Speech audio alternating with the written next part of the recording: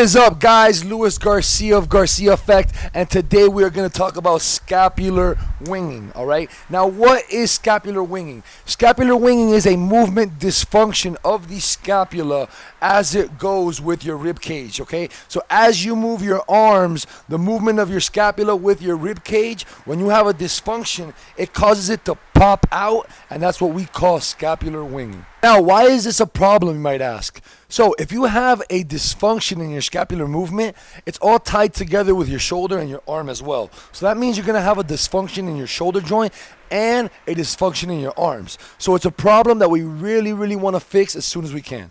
So just like most dysfunctions, we're going to stretch what's tight, and we're going to make sure that we strengthen what is weak. So for the first one, we're going to stretch our rhomboids. Now, there's a little trick to this.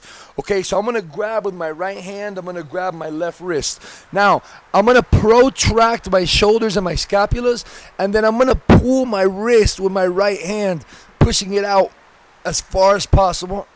And I'll hold that, and then I'll repeat the same thing with my opposite hand. So I'll grab my my right wrist with my left hand. I'll protract my scapulas, and I'll pull my arm out, and you should feel a deep stretch in the middle of your back. Now, again, you don't want to be bending forward as you do this. You want to keep the movement on your shoulders and really protract or make that hunch back in your upper back or scapulas. Now, one of the main things we're going to have to strengthen is the serratus, all right? And that's what's going to help our scapula stay down against our rib cage. That's going to involve a lot of protraction and retraction, which I'll show you right now with this simple band. The best part about a lot of these exercises, as you can tell by me doing them in my backyard, is that you can do them from pretty much anywhere, guys. So I'm going to get the band tied up to anything, okay? I'm going to extend my arm. Now, it's cool if you have something to put your butt up against.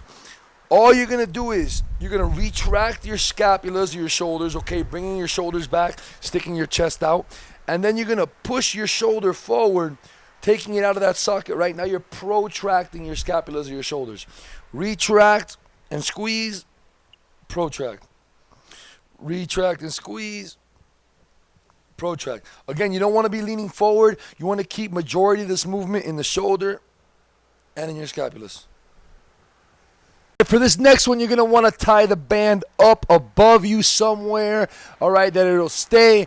Now you're going to reach up with both hands. This is going to be a scapular lat pull down, all right? So you're going to pretend like you're doing a lat pull down, but instead of bending your elbows, you're going to keep your elbows straight. You're going to protract and retract those scapulas. Really focus on squeezing every single time you retract those scapulas.